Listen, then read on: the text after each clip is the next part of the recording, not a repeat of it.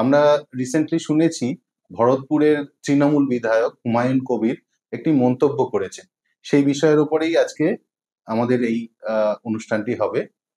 তো মন্তব্যটি উনি যেটা করেছেন কোটানকোট, উনি বলেছেন যে ভোটের দিন হিন্দুরা মাছ ভাত খেয়ে ঘুমোয়, আর মুসলিম ভোটাররা তারা নাকি সকাল থেকে ঘুগনি মুড়ি খেয়ে ভোটের পেছনে লেগে থাকে এবং সারাদিন ধরে ভোট করায়। তো ওনার বক্তব্য অনুযায়ী হিন্দুরা অলস।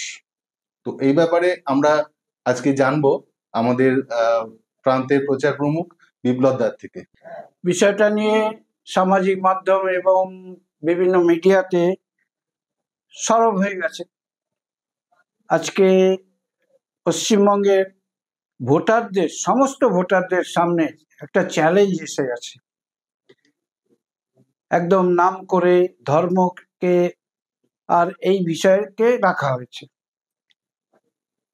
আজকে ভোট দেওয়া নাগরিক কর্তব্য, তো নাগরিক কর্তব্যকে অবহেলা করা এটা ঠিক নয়।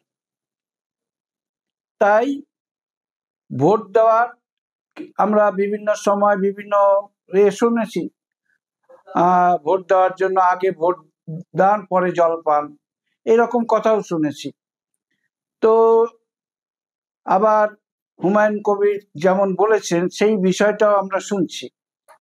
তো আজকে নাগরিক হিসাবে আমাদের যে কর্তব্য, ভোট দেওয়া সমস্ত নাগরিকের কর্তব্য, সেইখানে কেউ যদি দায়িত্ব নিয়ে বলছে যে আমরা ভোটকে ম্যানেজ করি, তো সেইটা আর নির্বাচন কমিশনকে সেটা বুঝতে হবে যে ভোট ম্যানেজ মানে কি।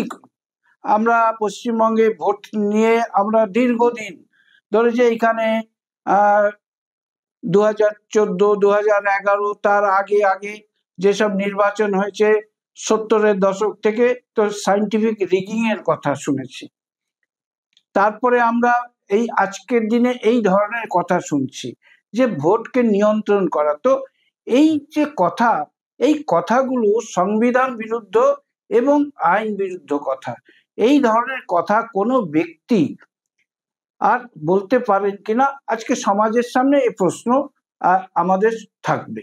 উনি বলেছিলেন যে ওনার কাছে ওনার জাতিসত্তা প্রথম, দল বা দেশ ইত্যাদি অন্যান্য পরে আসে। তো ওনার এই যে জাতির প্রতি প্রেম বা ভালোবাসা বা কি বলবো যত্ন, তো এটা তো মনে হয় খারাপ কিছু না। আপনার কি বক্তব্য? জাতির প্রতি ভালোবাসা মানে কি? জাতি মানে কি তার যে উপাসনা পদ্ধতি, সেটা জাতি নয়।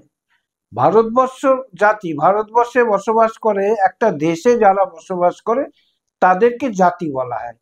তো সেই জাতি হিসাবে ভারতীয়, সেই ভারতীয় হিসাবে তার জাতিসত্তা অবশ্যই রয়েছে, কিন্তু সে যদি কোনো উপাসনা পদ্ধতিকে অবলম্বন করে বলে সেটাই জাতি, সেটা জাতি নয়।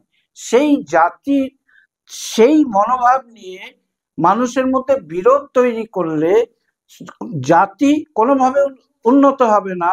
জাতির মধ্যে ঈর্ষা তৈরি করে, উপাসনা পদ্ধতির মধ্যে ঈর্ষা তৈরি করে যদি কেউ বক্তব্য রাখে, তাহলে এর প্রতিরোধ দেও। আর বিভিন্ন বক্তব্য আসছে, সেগুলো আমরা সামাজিক মাধ্যমে বিভিন্ন মাধ্যমেও আমরা শুনছি, প্রতিক্রিয়া আসছে।